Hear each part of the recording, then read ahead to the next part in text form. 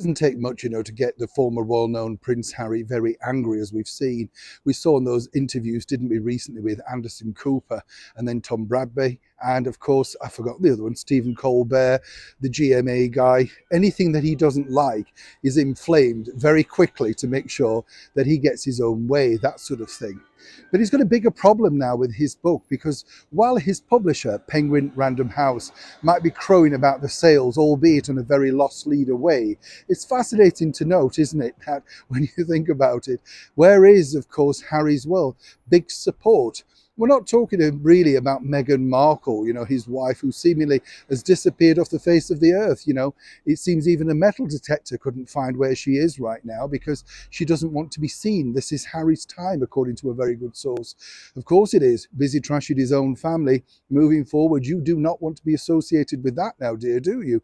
But what's interesting here, and as I say, the bigger problem for Penguin and Prince Harry is seemingly this. As ever, let me explain. Good morning, Neil Sean here in the very heart of London. And as ever, thank you so much for your lovely kind comments about the recent video regarding Marilyn Monroe giving away £1 million.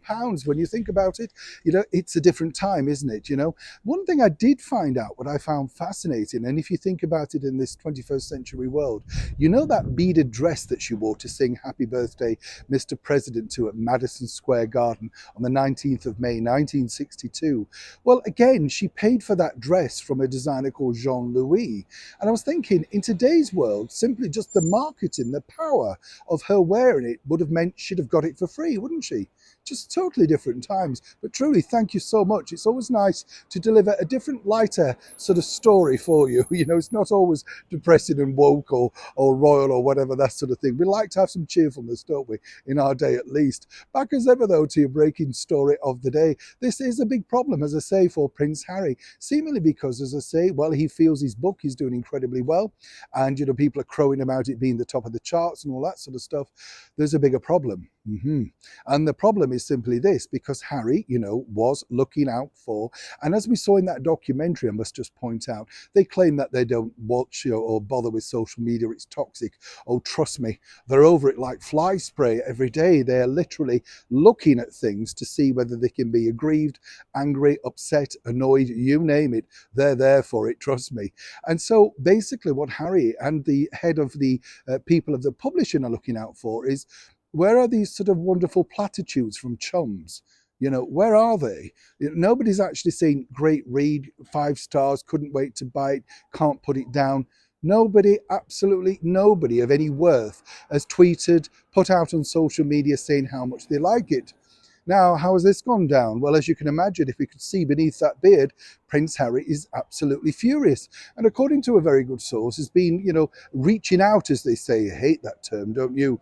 Calling people, contacting them, whatever you want to call it, to see if they could possibly find a way of, saying something positive online about Spare. Seemingly, the silence is deafening. Now, while they claim they won't need this potential backup, it says a lot, really, about the celebrity community that Prince Harry's now based himself in. And if you can't get chums like Jay-Z, Beyonce, forget the Obamas, they've disappeared, but even Tyler Perry seems reluctant to put out anything gushing. This is because, as I've told you before, lots of them are definitely looking and eyeing up the invitations which are set to go out at some point in February for the forthcoming coronation. Now, if you stick with Harry, what are you left with? A fading yellow book that he wrote or told to a few months ago. Wouldn't it be far nicer to be part of an historical event? And that's truly what celebrity is all about. Whoever's in right now, they'll stick to them. And this silence basically saying that Harry and Meghan are definitely on the wane. Neil Sean in the very heart of London.